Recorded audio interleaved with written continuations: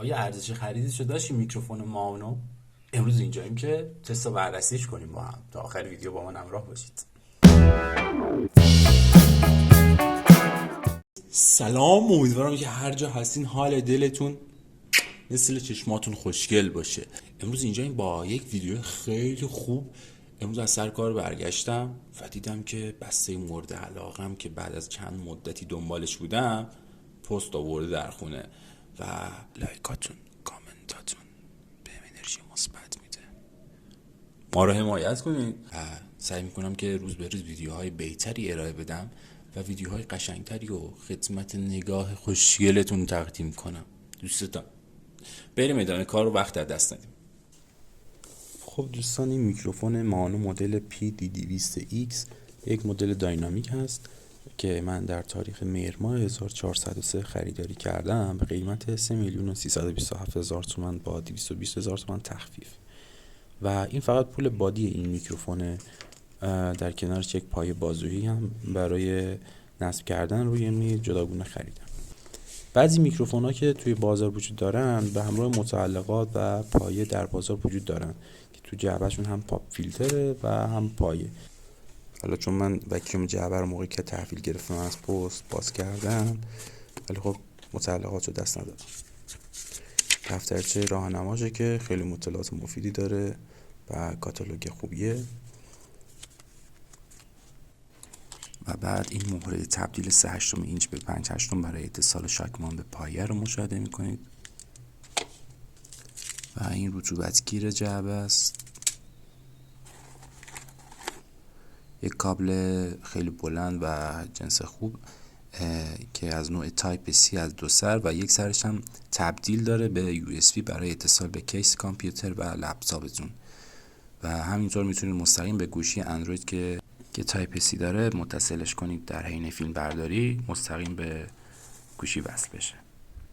در نگاه اول حسی که القا میکنه خیلی بدنه محکم و عالی رو میرسونه. محل قرارگیری مهره تبدیل جهت اتصال به پایه ها.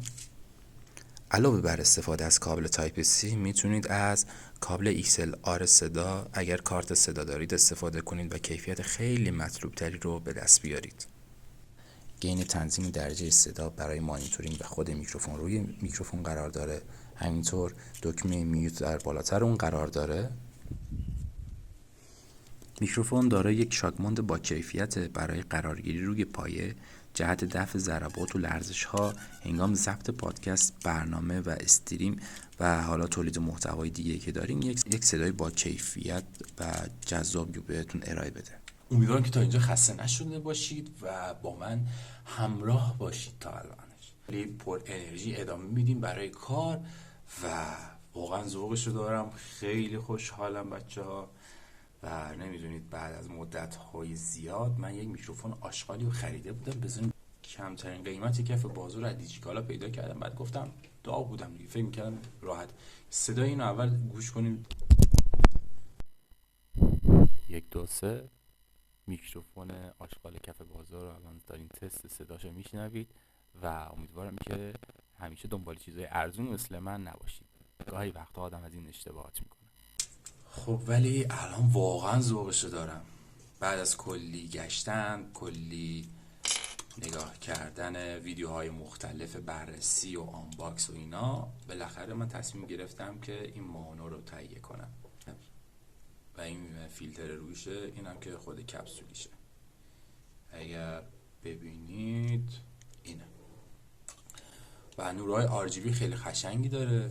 ویدیوهای با کیفیت تری رو ارائه بدم به نگاه های پرمهر و محبت شما. خودش تا اینجا که اومدید یه کامنت و لایک سهم من نمیشه؟ یه کامنتتون نشه؟ آره؟ بگو اون لامصبو. خب بچه ها واقعا ذوقشو دارم. امیدوارم که صدای خوبی رو بگیرم ازش. و یه کابل خیلی بلندی داره. این کابلش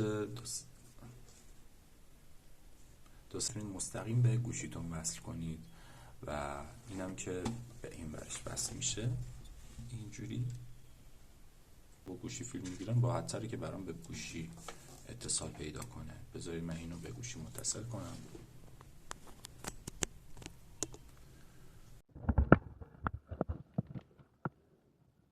و این نوار RGB قشنگی که داره و مشاهده میکنید.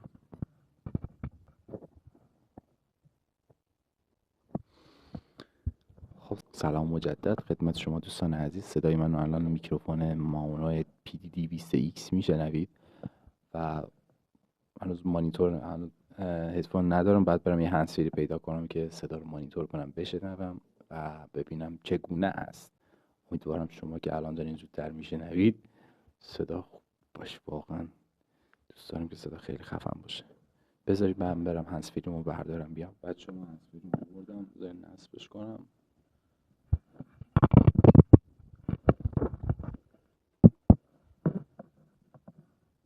یک دو. سلام. واه جان چه صدایی کلا. سلام یک دو سه. یک دو یک دو.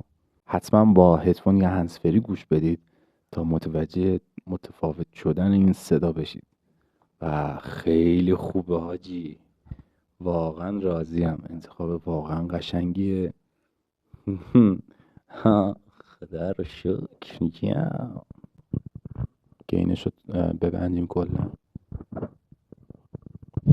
یک دو سه. یک دو سه یک دو سه. یک دو سه یک دو سه یک دو سه. پیتزا پپرونی پیتزا. این گینش رو در اینی که دو تا هشت زیاد کنم. یک دو سه یک دو سه. سلام و درود خدمت شما دوستان عزیز. امیدوارم که هر جا هستید حال دلتون خوشگل باشه مثل چشاتون. این راستی از گوگل پلی میتونید اپش رو دانلود کنید، هم برای سیستم از روی سایت خود مانو اپش رو دانلود کنید و تنظیمات گین خود میکروفون و خود هدفون برای مانیتورینگ به صورت جداگونه بهتون ارائه میده. حالا یه سری با تنظیمات دیگه که میتونه حالتهای صداتون رو یکم متفاوت ارائه بده و اونم براتون تستشو میگیرم از روی خود گوشی، اسکرینشو میذارم در ویدیو. ولی حاجی خیلی خوبه. یعنی بعد از این همه صبر کردن و من راضیم از خودم. خدا رو شکر. دم خودم گرم. خدا رو شکر. و چیزی که میخواستم الان اینجاست. نازه خیلی دوستش دارم. بچه پایش هم به این شکل نصب شد و میکروفون هم حالا تو پوزیشن های مختلف میتونید تغییر بدین نوع جایگاه قرارگیریشو. این شکلی حالا مدل های مختلف دیگه. میکروفون حتما باید به سیستم موبایلتون یا حالا لپتاپتون و کامپیوترتون متصل باشه تا نرم افزار شناسایی کنن نوع و مدل میکروفونتون رو. وقتی که شناسایی کرد ضربه میزنین روش، راه حالت 3 صفحه براتون نمایش داده میشه. اینجا یک صفحه که برای تنظیمات نور RGB که روشن خاموشش و شدت نورشه. یه حالت ادوانس داریم اینجا که نمودار گینشو و ولوم هدفون جداگونه اینجا براتون در دسترس هست. رو حالت 50 میذارم و ولومش هم رو حالت 60. 4 تا نمودار خطی براتون میاره که حالت رکورد صداتون اینجا مشخص میشه.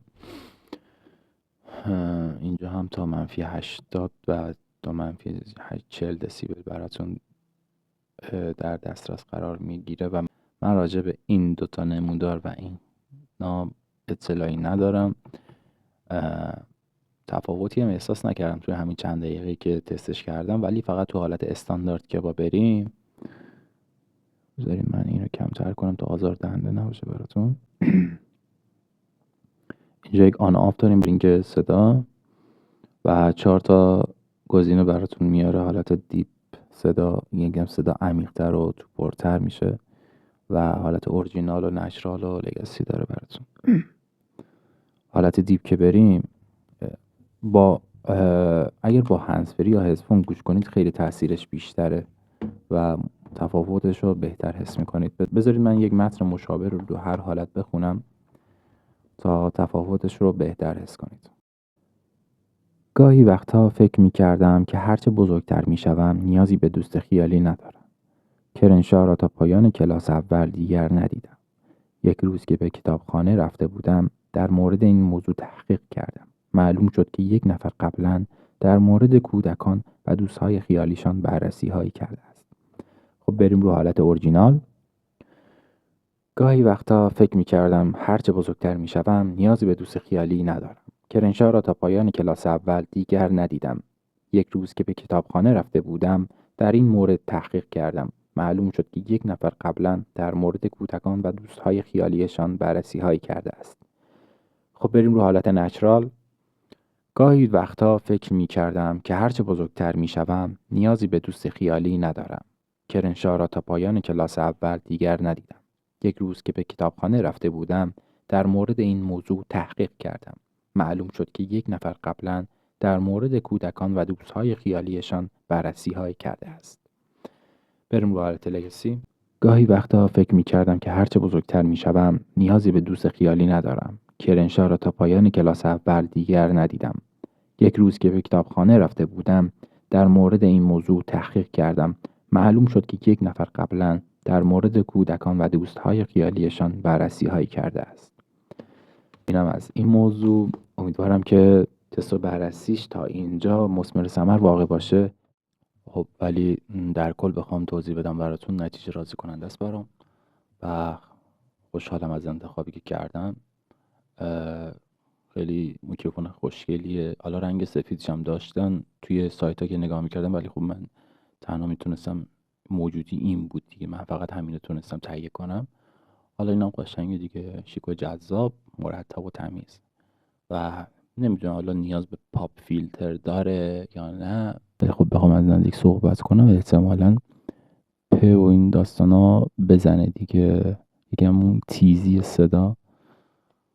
از همین فاصله به نظرم با تنظیم گینش توی حالت درست‌تر به نظرم از همین فاصله خیلی مرتب‌تر و ترتمیزتر صحبت میشه. استفاده کنید. اگر دوست نداشت که تو ویدیو بیفته میتونید برید کنار. تقریبا الان فاصله 60 سانتیه با من میکروفون. داداش من میخوام نور خوشگلش بیفته.